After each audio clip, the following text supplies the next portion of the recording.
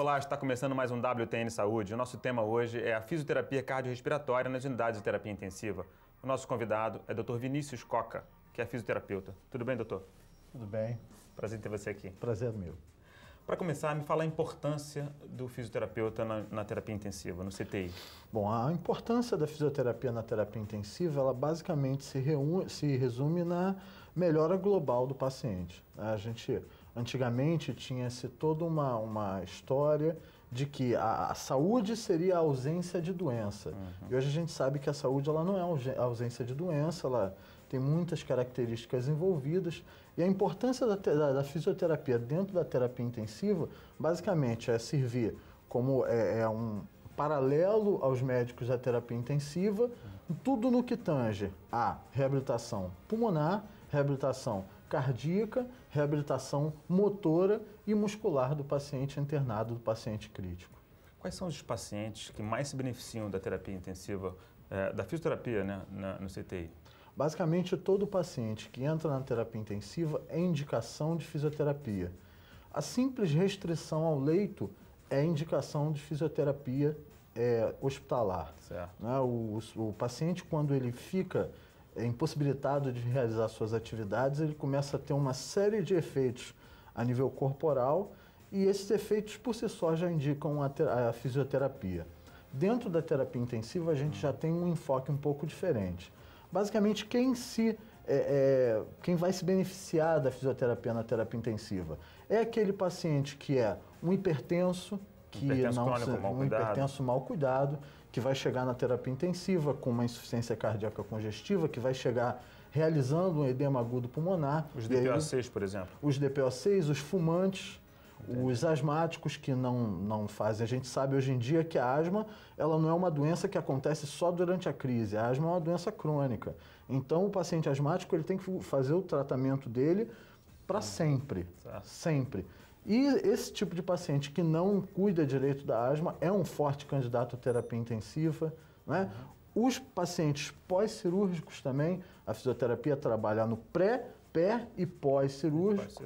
Né? A gente faz todo o trabalho no pós-cirúrgico, pós-operatório de cirurgia cardíaca, torácica, abdominal, ortopédica e no paciente também na síndrome coronariana aguda que a fisioterapia vai trabalhar muito na reabilitação cardíaca dele. Qual é o equipamento que você utiliza no seu arsenal? Bom, basicamente o equipamento da fisioterapia é a mão do fisioterapeuta, através das manobras, através dos exercícios que a gente vai indicar, que a gente vai assistir, que a gente vai interagir com o paciente. Paralelo a isso, a gente pode usar para a parte motora uma série de resistores, tudo para criar uma certa resistência ao exercício do paciente.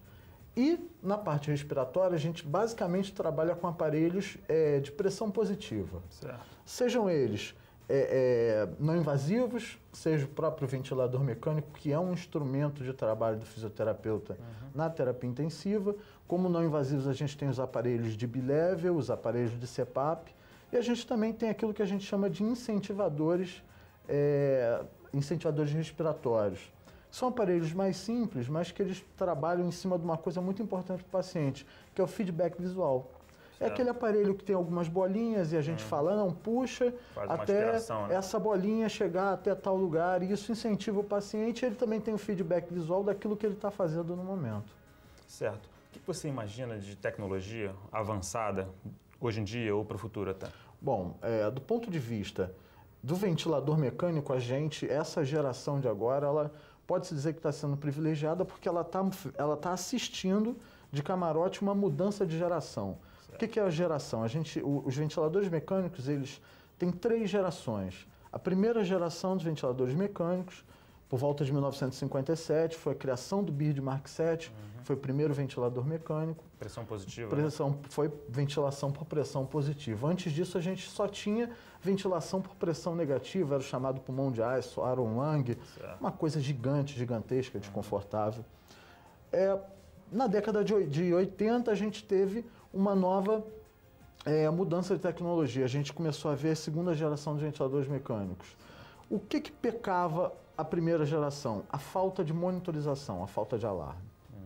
Então, a segunda geração de ventiladores mecânicos, são os ventiladores volumétricos, a gente tem aí como um grande representante dessa geração, o Bennett M61, ele já começava a ter o mínimo de alarme necessário para você ter um pouquinho de segurança. Certo, então a grande diferença entre o respirador de pressão positiva, como o BIRD, e para os respiradores de volume, quer dizer, não era o risco do barotrauma?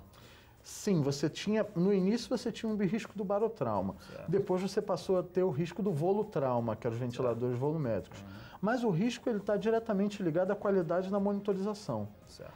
E basicamente o que muda de uma geração para outra é a qualidade da monitorização. Na década de 90 surgiu a terceira geração. Certo. E aí entrou o chip, o ventilador microprocessado.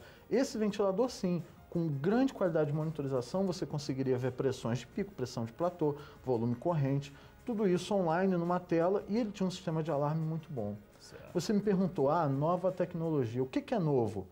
Bom, o ventilador da terceira geração, que é aquele que está difundido, ele tem uma grande capacidade de monitorização, mas ele não tem nenhum tipo, vamos dizer, de inteligência.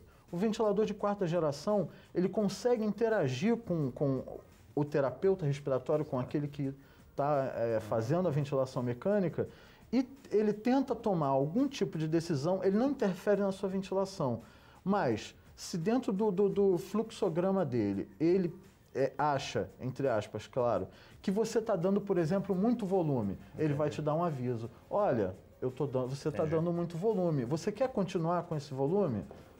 Sim, eu quero. Mas para quem é leigo, como eu, por exemplo, para que eu fique para ficar mais óbvio essa coisa, toda essa tecnologia, todo esse avanço no respirador serve para quê? Para facilitar o desmame, por exemplo?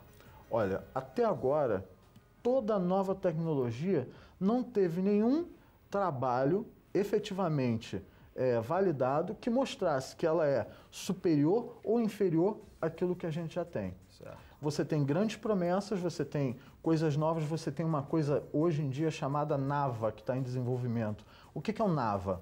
O NAVA é uma forma de disparo do ventilador mecânico. Certo. A gente sabe que o ventilador mecânico ele vai responder ao drive respiratório do paciente. Quanto mais sensível for esse ventilador, mais rápido é essa resposta, não é? E menos o paciente vai ter que fazer esforço para deflagrar um ciclo respiratório. Certo. E a qualidade dessa resposta muda de ventilador para ventilador. O que é o NAVA? O NAVA é um catéter que vai por dentro do esôfago e ele fica posicionado no diafragma. E ele responde aos estímulos elétricos do diafragma. Então a capacidade de resposta é de muito poucos milissegundos. Então certo. Isso é muito novo. É melhor? É pior? Ainda não dá para saber. Então, no final das contas, todo esse avanço é para dar mais conforto para o paciente. Basicamente, todo esse avanço ele é para, primeiro, dar mais conforto ao paciente, isso é diminuir a briga, a assincronia do paciente com a prótese. Certo. Segundo lugar, para poder fazer com que você perca menos tempo monitorizando a ventilação mecânica e possa se dedicar a outras atividades que vão demandar um pouco mais da sua atenção. Entendi. E terceiro, preservar a microestrutura pulmonar. A gente sabe que a ventilação mecânica ela é lesiva, ponto.